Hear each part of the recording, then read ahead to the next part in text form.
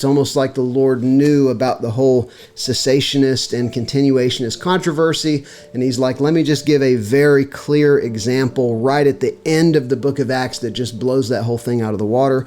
It's whenever Paul is crash landed on the island, and he's bit by this very deadly viper, and it doesn't harm him at all. And then the natives start to worship him, thinking that he's a god, because he had so much of the power of God moving through him that this viper injecting all the venom into his arm didn't even affect him.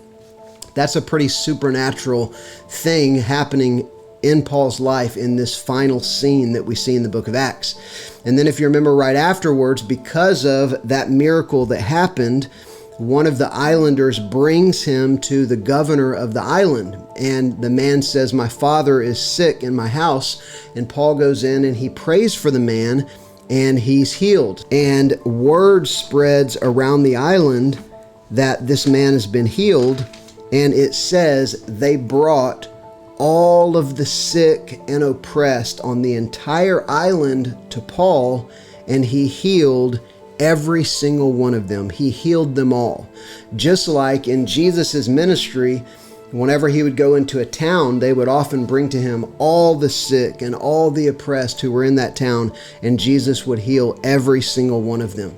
And so I would argue actually that in the final scene that we see in Paul's life, you see one of the most vivid pictures of his ministry operating in fullness and looking probably more like the ministry of Jesus than any other scene in his life.